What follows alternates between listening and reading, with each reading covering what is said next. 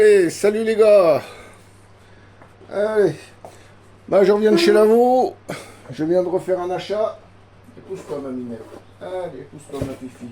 Allez, va jouer sur le canapé. Ah, quand il y a un nouveau carton, ils adorent ça. Alors, je viens de faire l'acquisition de la Merly, la Force B1 en 22 LR. Alors, je vais vous faire le déballage devant vous. Ah, puis les chats, quand ils voient des nouveaux cartons, bon, bah ça c'est la petite doc habituelle. Non, non, Fifi, allez, va jouer ailleurs. Allez, voilà. Alors, dedans, bah il y a une clé 6 pans. Il y a un verrou. Une chaîne verrou, quoi. Verrou de ponté. Il y a... Alors... Il y a la carabine qui est démontée. Puisque le canon est démontable. Alors il y a deux adaptateurs supplémentaires qui se mettent avec le chargeur. En plus c'est un chargeur rotatif de rigueur. Donc on peut l'adapter dessus. Vous voyez ces adaptateurs là qu'on peut remplacer au cas où que ça casse. Et le canon. C'est un canon qui est démontable. Oui, parce que par la suite, ils vont faire des canons en 17 HMR et 22 WMR, enfin 22 Magnum. Alors le canon, il est fileté en 1,5 par 28.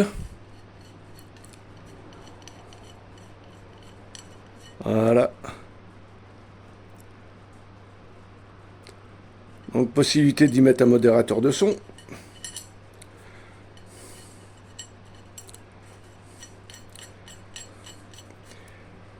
Alors, pour l'emboîtage, il y a un petit système hop, qui se glisse là, vous voyez.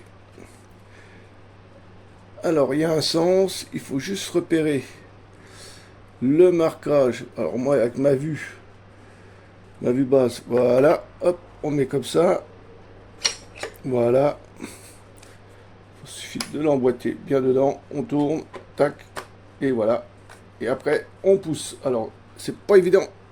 C'est très difficile. Il y a certainement un rondage à faire. Voilà, j'espère que vous l'avez vu. Alors, c'est une culasse rectiligne.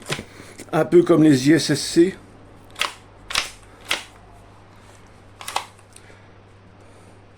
Alors, c'est une détente avec une sécurité. Bon, je tire pas dessus parce qu'avec les 22, il vaut mieux pas tirer à vide. L'avantage, c'est que c'est une crosse qui est réglable à 5 positions.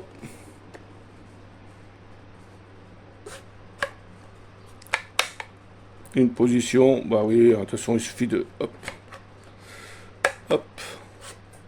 Il y a 5 positions, donc on peut la régler comme on veut. Bon, c'est pas évident, c'est la première fois que je filme avec ce plan là, donc l'avantage c'est que oui c'est le busque, il est réversible. Là il est en position haute, il suffit de le retourner et vous l'avez quasiment au ras de la crosse après. Enfin, je vous fais une petite présentation succincte. Je vous ferai mieux ça sur le terrain. Depuis le temps que je l'attendais, celle-là. Elle est alors en composite, hein, comme beaucoup de mes carabines. Ils vont la faire en version en bois, en plusieurs versions. Hein. La culasse, apparemment, elle est assez fluide. On va voir ce que ça donne sur le terrain.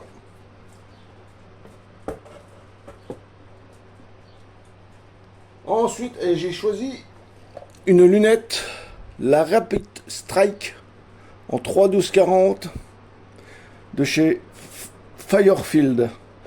Alors l'avantage, c'est quand on a regardé à l'armurerie.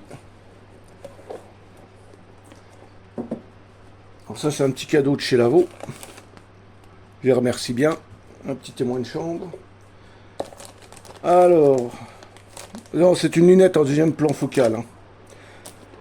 Elle est en 40. Le tube fait 30 par contre. Et c'est vendu avec les embases. Et ça, c'est bien ça. Ça, c'est une bonne chose. Hein. Bah, dedans, il y a le pare-soleil. Un tube pare-soleil qui est là. Dedans, il y a une petite molette. Hop là, ça tombera pas plus bas. Attendez, je ramasse.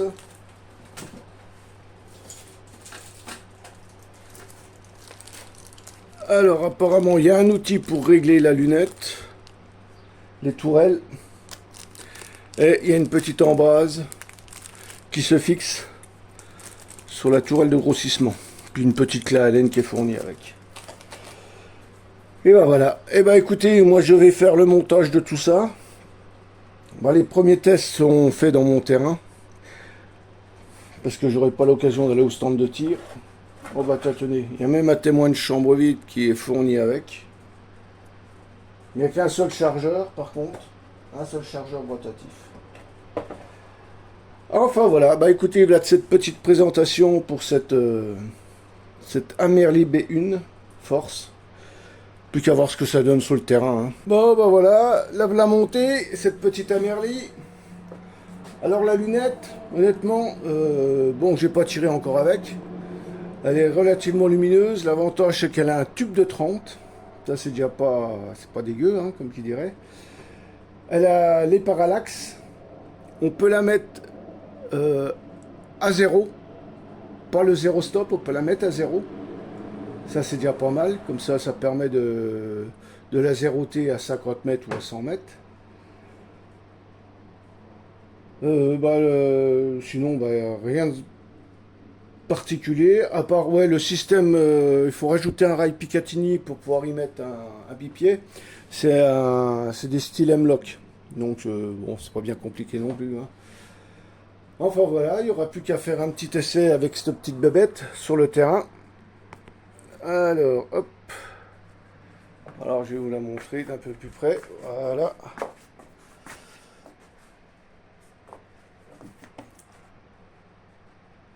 Mais cette lunette, quand même, vu le tarif, bon, c'est une 4x12, mais elle est livrée complète, hein, avec les colliers de montage là, avec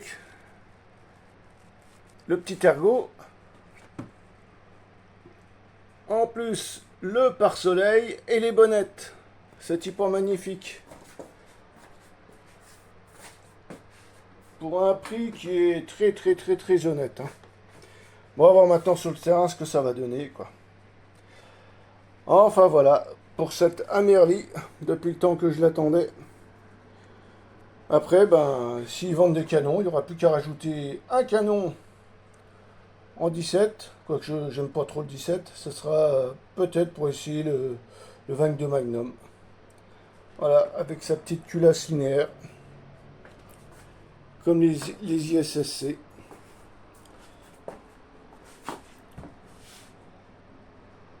Enfin voilà. Ouais, et puis dans le carton là, c'est le gong. C'est le gong cloche. Puis à son âme. Bon, bah voilà. Bah écoutez, sur ceci, je vous dis à tout bientôt. Et puis à bientôt pour les essais de cette Amerli. Allez, bye bye. Oh, attendez, je viens d'éternuer. Allez, bye.